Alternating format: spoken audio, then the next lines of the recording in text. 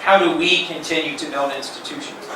I'll simply give some reference back to my own circumstance. Because the level of government I was first involved in was fairly small, we represented 500,000 people. It was a county government. The amount of media coverage was not so great. There were only a few radios and newspapers that were covering it, and they were easily misled. Because of the control over the police department that this individual had, and because he was very clever and very determined, very capable, and had used public resources to his benefit, he had built up a great series of defensive relationships. It required courage by legislators, it required attention by media to hold it to account, and it required a federal prosecutor who was independent. Only with those three was he called to account. He easily could have avoided accountability. And our institutions, I think our institutions in the United States are fairly deep and fairly strong. At the state level, at the federal level, the independence of our executive, judiciary, and legislature. But they are being tested right now, greatly. And they will be tested in the years ahead. And it requires some folks stepping forward.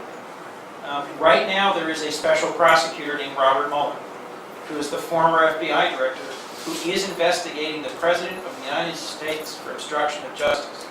That is a powerful sentence. And there was grave concern that our President might fire him because of things he was saying.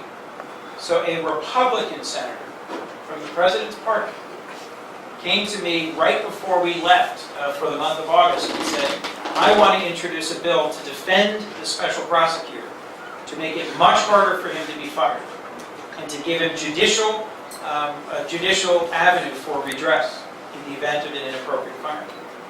I looked at him and I said, really? That's impressive.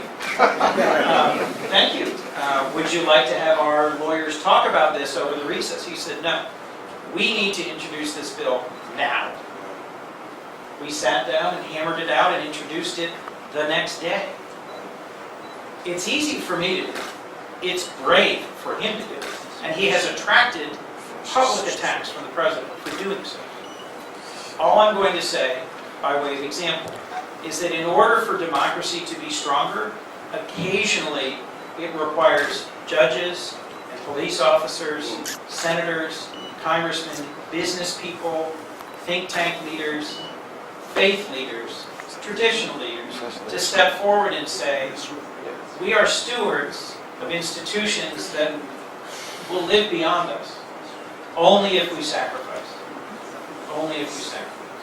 Thank you.